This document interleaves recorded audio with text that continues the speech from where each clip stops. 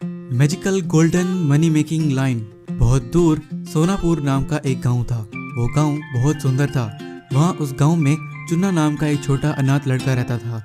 चुन्ना के पास रहने को अपना कोई घर नहीं था, तो चुन्ना ने रात में सोने के लिए गांव के एक कोने में छोटी सी झोपड़ी बनाई हुई थी। वो रात में वहीं सोया करता था। चुन्ना जब गांव गुजर रहा होता तो उसके अनाथ और गरीब होने पर गांव के लड़के उसका मजाक उड़ाते और उस पर हंसते। गांव का कोई लड़का भी चुन्ना से दोस्ती नहीं करना चाहता था। चुन्ना को पशु पक्षी बहुत पसंद थे, तो चुन्ना हर रोज सुबह को गांव के पास वाले जंगल में वहां के जानवरों से खेलने जाता था। अगर चुन्ना को गांव का कोई जानवर घायल या किसी शिकारी के जाल में फंसा हुआ दिखता तो चुन्ना उस जानवर की मदद करता। वैसे चुन्ना हर दिन की तरह जंगल में घूम रहा था, तो वहीं पास में कुछ शिकारी बातें कर रहे होते हैं, तो चुन्ना को उन पर शक हो जाता है।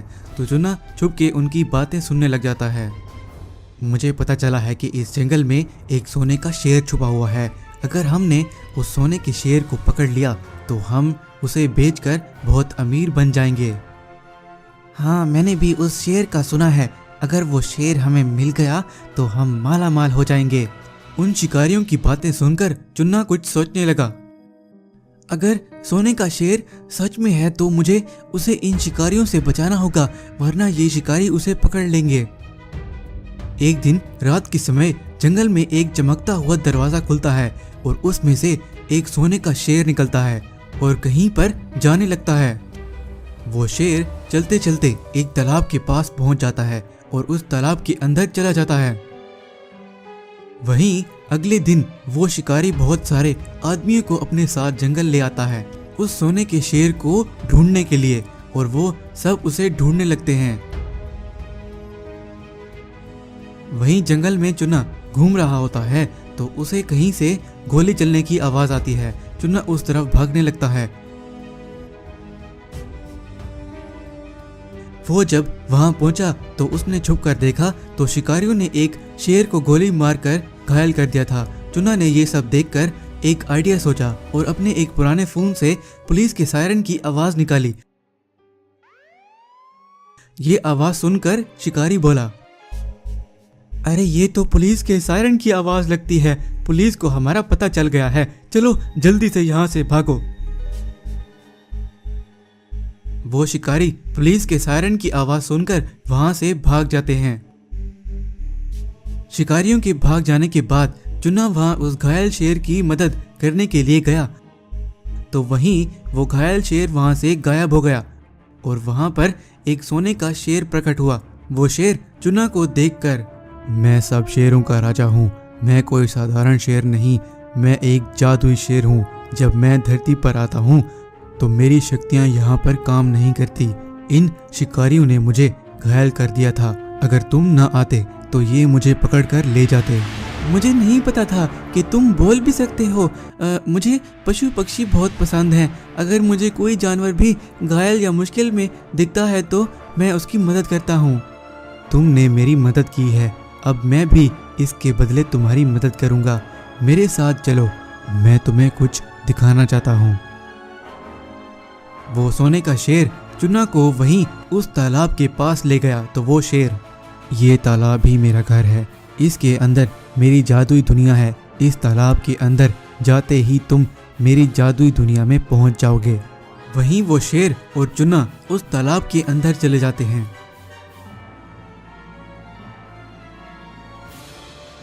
जब चुन्ना उस जादुई दुनिया में पहुंचता है तो वो देखता है कि वो जगह पूरी की पूरी सोने की बनी हुई है। तो वहां वो खड़ा शेर, अब तुम मेरी जादुई दुनिया में आ गए हो, यहाँ मेरी सारी शक्तियाँ काम करती हैं। बताओ तुम्हें क्या चाहिए, मैं तुम्हें दूंगा। मेरे पास अपना घर नहीं है। मेरा ये सपना है कि मेरा भी अपना एक बहुत बड़ा घर हो और मैं गांव में सबसे अमीर हो जाऊं।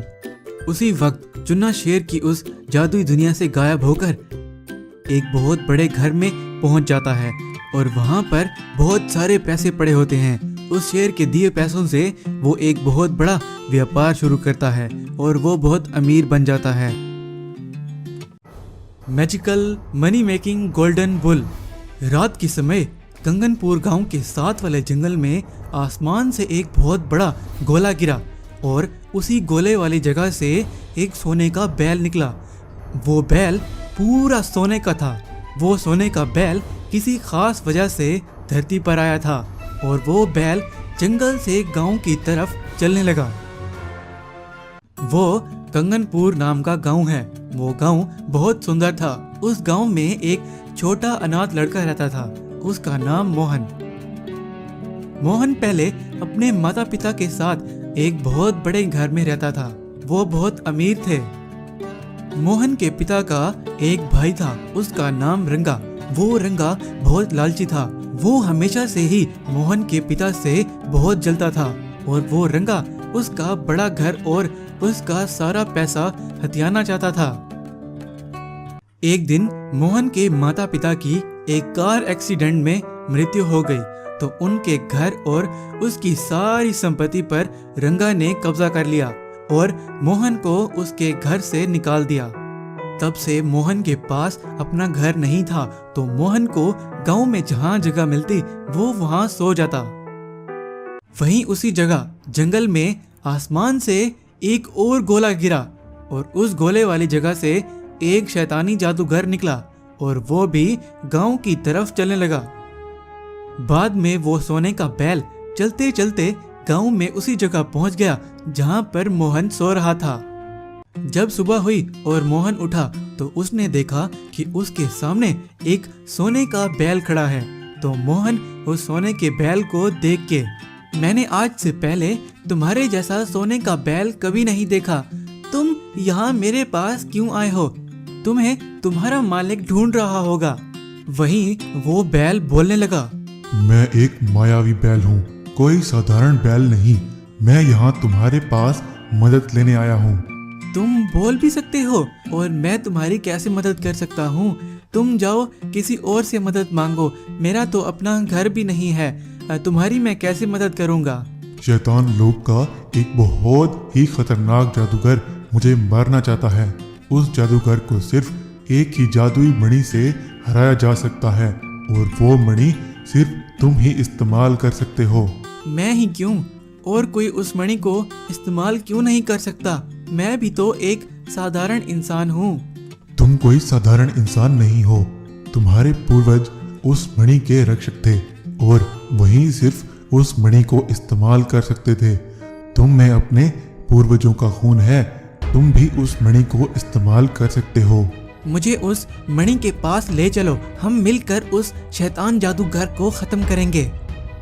तो वो बैल के जादू से एक गुफा में पहुंच जाते हैं। उस गुफा में वो जादुई मणि रखी होती है तो मोहन उस मणि को उठा लेता है।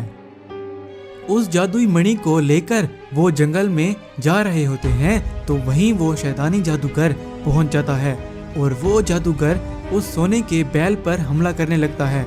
वहीं उस जादूगर के हमला करने से पहले मोहन उस मणि की शक्ति को इस्तेमाल कर देता है और वो शैतानी जादूगर वहीं गायब हो जाता है। बाद में मोहन और वो सोने का बैल गांव वापस पहुंच जाते हैं तो वो बैल, तुमने मेरी मदद की, अब मैं इसके बदले तुम्हारी मदद करूंगा। तुम्हें जब भी जितना भी पैसा और जितना भी सोना जरूरत हो मैं तुम्हें दूंगा।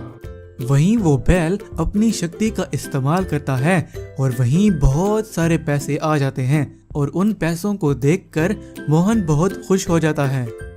ऐसे ही कुछ ही दिनों में मोहन उस बैल के दिए हुए पैसों से और उस मणि की शक्ति से दोबारा अपना बड़ा घर वापस ले लेता है उस रंगा से और मोहन बहुत अमीर हो जाता है।